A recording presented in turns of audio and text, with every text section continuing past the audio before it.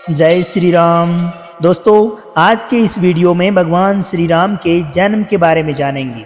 पौराणिक कथाओं के अनुसार भगवान विष्णु ने पृथ्वी पर 10 अवतार लिए। इन अवतारों में से एक था उनका 7वां अवतार प्रभु श्री राम अवतार, जो उन्होंने त्रेता युग में लिया। भगवान श्री राम के जन्म से जुड़ी बहुत सारी कथाएं प्रचलित है, जिनमें से एक यह बताती है कि प्रभु श्री राम का पृथ्वी पर अवतार लेने का क्या उद्देश्य था। दोस्तों, जिस कथा को भगवान महादेव ने माता पार्वती को बताया था, चलिए उसी को जानते हैं। त्रेता युग में प्रतापभान, अरिमर्दन और धर्मारुचि नामक व्यक्तियों को ब्राह्मणों से मिले श्राप के कारण रावण, कुंभकर्ण तथा विभीषण के रूप में जन्म मिला। एक बार इन तीनों ने कठोर तपस्या कर भगवान ब्रह्मा को प्रसन्न किया।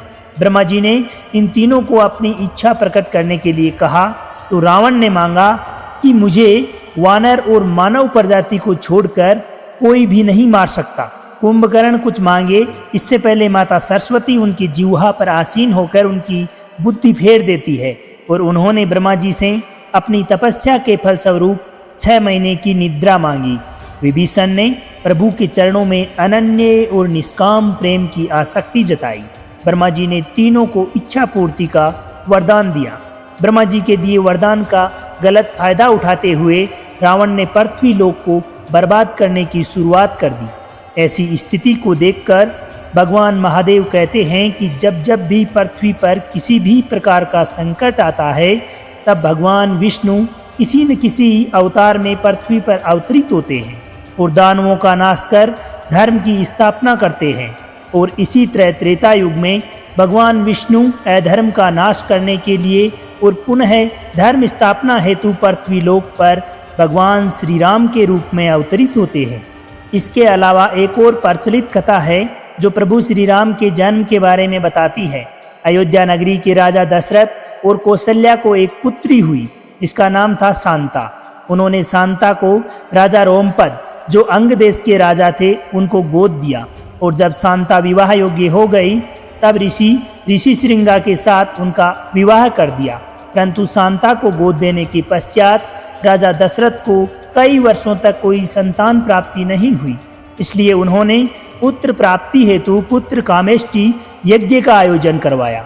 इस यज्ञ को सफल बनाने के लिए राजा दशरथ ने समस्त मनस्वी, तपस्वी, विद्वान ऋषि मुनियों को तथा वेद विद्या प्रकांड पंडितों को बुलावा भिजवाया। राजा दशरथ के कुलगुरु वशिष्ठ के नेतृत्व में यह यज्ञ संपन्न हुआ।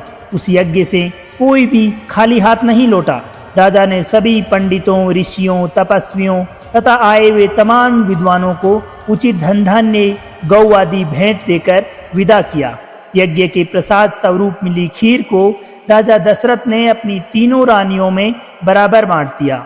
चैत्र मास की शुक्ल पक्ष की 9वीं तिथि को पुनर्वसु नक्षत्र में सूर्य, मंगल, शनि, बृहस्पति तथा शुक्र अपने उच्च स्थान में विराजमान थे। करक तारे का उदय होते ही रानी कौशल्या ने एक पुत्र को जन्म दिया। उस बालक का नील वर्ण आकर्षित करने वाला था। जो कोई भी उस बालक को देखता, वह अपनी दृष्टि उस पर से हटा ही नहीं पाता था। कुछ विद्वानों का मानना है कि रानी सुमित्रा का प्रसाद एक पंछी उड़ाकर ले गया, जिसकी वजह से रानी कैकेयी और रानी कौशल्या ने अपने हिस्से में से थोड़ा थोड़ा प्रसाद रानी सुमित्रा को दे दिया। और इसी कारणवश रानी सुमित्रा को भी 2 पुत्र रत्नों की प्राप्ति हुई और रानी कैकेयी ने भी एक तेजस्वी पुत्र को जन्म दिया। चारों पुत्रों के जन्म की खुशी में संपूर्ण अयोध्या में जश्न मनाया गया। सभी देवता भी इस समारोह में पुष्प वर्षा करने लगे। पुत्रों के नामकरण हेतु महर्षि वशिष्ठ को आमंत्रित किया गया। उन्होंने नामकरण करते वक्त कौशल्या के पुत्र को श्री रामचंद्र, सुमित्रा के पुत्रों को लक्ष्मण तथा शत्रुघ्न और कैकेयी के पुत्र को भरत नाम दिया।